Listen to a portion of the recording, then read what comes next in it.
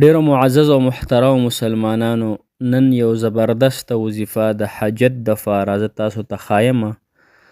دې وظیفې سره به الله جل شانه ستاسو حاجت پوره کړي، ستاسو مقاصد به تاسو ته حاصل شي او تاسو چې څه غواړئ الله جل شانه به درله درکړي.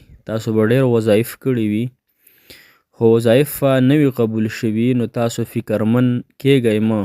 بعضې اوقاتو کې الله جل شانه انسان ګوري چې دا انسان زما څومره شکرګزاره بنده دی، دله زه دا حاجت نه پوره کوم، دی خو ناامیدي زمانه نه کوي.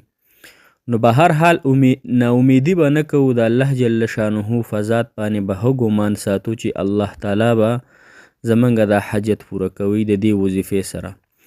وظیفه ده اللهم اکفنی حاجتی، بس آسان الفاظ دي، اللهم اکفنی حاجتی.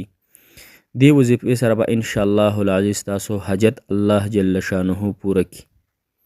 السلام علیکم ورحمت الله وبرکاته. ډیرو عزتمندو قدرمندو مسلمانانو، هغه مسافرو چې بهر وطنونو کې ژوند تیروي، د خپلو بچیانو دپاره، د خپلو بیبیانو دپاره الله تعالی د هغوی ټولو حامی او ناصر مددګار شي. که دغه مسافر ستاسو په کورونو کې دی، او که ستاسو رشته دار دی، او که ستاسو نور بل څه کېږي په رشته کې، الله تعالی دې ورته د زړه مرادونه او حاجتونه پوره کړي، او الله تعالی دې ستاسو هم حاجتونه پوره کړي.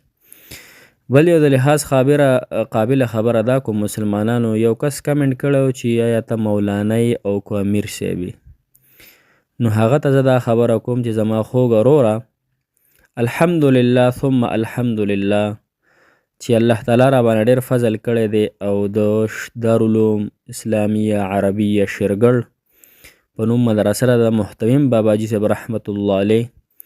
اوس د هغه فرزند ارجمن مولانا محمد قاسم صاحب، هغه زما د حدیث استاد د بخاری شریف، نور چې څونه استادان دي، شیخ الحدیث مولانا محمد صالح صاحب، شیخ عبدالسلام صاحب، شیخ حبیب الحسن صاحب، دغه رنګې نور چې کوم زمونږ استادان دي، د هغوی نه ما حدیث مبارکه ویلي دي. لهذا د هغه دپاره جواب شو چې زما وروره الحمدلله چې څه ناڅه درجه کې الله جل شانه قبول کړی یم، په دې ډېر د الله تعالی شکرګزاره یم. الحمدلله الله تعالی زمونږ د ټولو مسافرو په حال باندې رحم وکړي، او الله تعالی زمونږ د ټولو مسلمانانو اتفاق او اتحاد نصیب کړي چې الله تعالی دې زموږ او ستاسو حاجتونه پوره کړي. مسلمانانو، نن چې کومه زموږ وظیفه ده هغه د حاجتونو دپاره ده. اللهم اکفنی حاجتي دا د بزرگان دین یو زبردست وظیفه ده، یعنی هغه بزرگان چې الله تعالی ته ډېر نږدې دي او د الله تعالی سره ډېر قرب دی، نو هغوی په دې وظیفه باندې انتهایی هغوی فرمایلي چې دا ډېره بهترینه وظیفه ده. خو دا وظیفه به د تهجد په ټایم کې کوئ، په اوداسه کې به یې کوئ، او قبلې ته به ستاسو مخ وي. نو هر کله چې تاسو تهجد ته راپاڅئ، نو لومبی به 2 رکعته صلات حاجت مونځ وکئ. چې 2 رکعته صلات حاجت مونځ وکړو، عام طریقې سره چې تاسو څنګه رنګې مونځ کوئ، صلات حاجت یا تهجد مونځ، د هغې مونځ نه پس به تاسو 11 کرته درود ابراهیمي ووایئ، او که دا آیات دله درځي فسیکفیکهم الله وهو السمیع العلیم، فسیکفیکهم الله وهو السمیع العلیم، نو دا وظیفه به تاسو 100 کرته ووایئ، یا به تاسو دا 100 کرته ووایئ.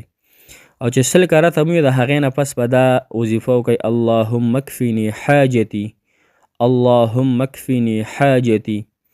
دا وظیفه به تاسو ډېر په توجه، په دهان، سوچ سره چې الله تعالی زما دا کم حاجت دی الله تعالی دا ته پوره کړي دې وظیفې سره. دې وظیفې نه پس به یو بل آیات د الله تعالی د کلام وایي، انک علی کل شیء قدیر، انک علی کل شیء قدیر. دا وظیفه به سره بیا 3 شپې مسلسل کوئ، 101 مرتبه. صحیح شوه.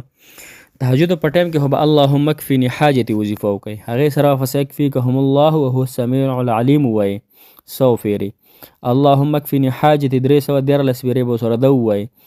بیا به 3 شپې مسلسل تاسو کو د شپې نشئ راپاڅېدلی، نو د ماسخوتن نه مونځ نه پس به ورسره انک علی کل شیء قدیر دا وظیفه به ورسره 3 شپې تاسو جاري او ساري وساتئ.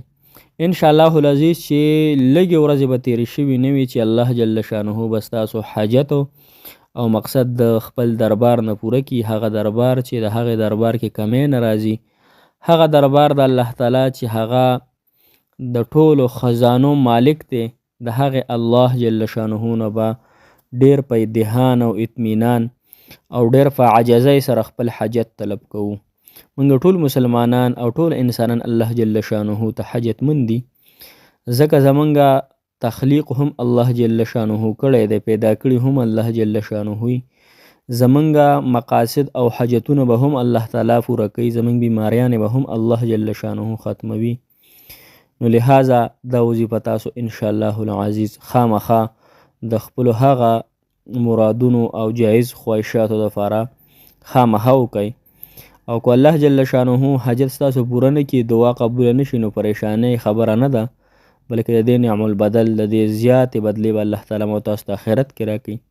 ځکه زما ستا مقصود آخرت دی، د آخرت دپاره پیدا خو دنیا چونکې دا د اسبابو سره الله جل شانه تړلې ده، خو په اسبابو به توکل نه کوو، د الله تعالی په ذات باندې به کوو.